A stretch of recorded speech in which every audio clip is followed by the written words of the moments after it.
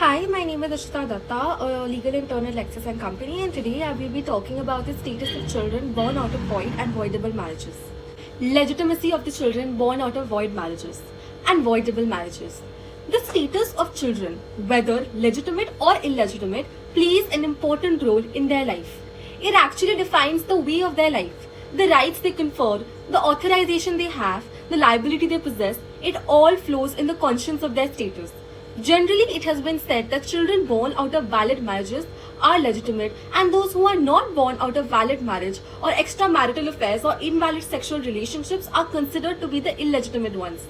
The society and personal laws have already created a line of distinction between the both back in the history.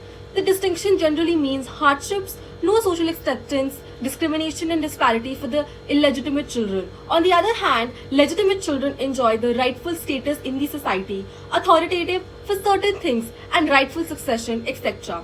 But this is not the truth.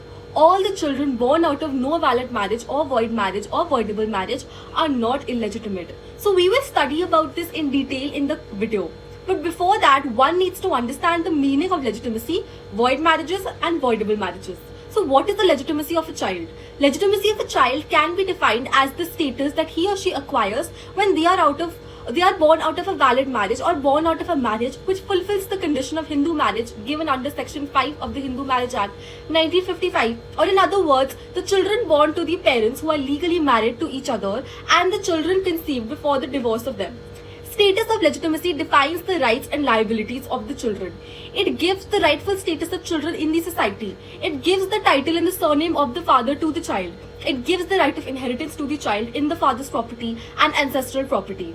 Void marriages and legitimacy of children born out of it. So void marriages. A void marriage is not a marriage irrespective of the fact that all the rites and ceremonies took place.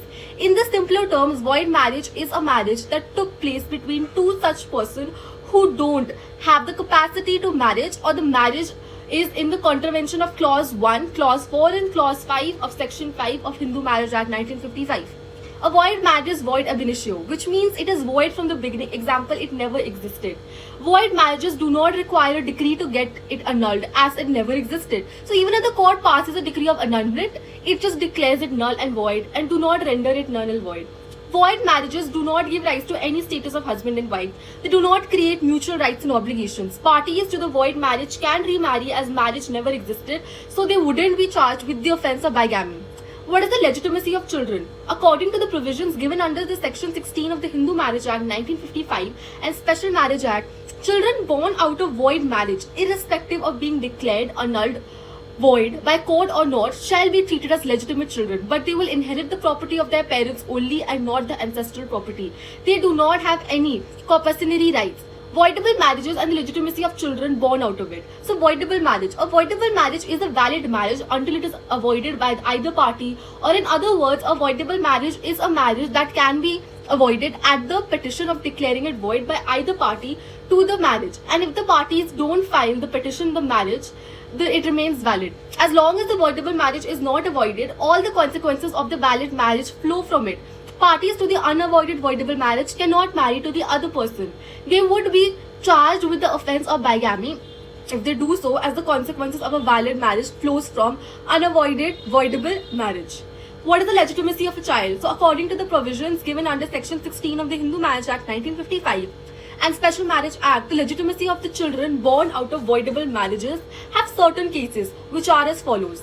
So the case 1 would be children begotten before the decree is made. So children begotten or conceived before the decree of nullity it would be illegitimate, as if the decree would have dissolved rather than annulling the marriage.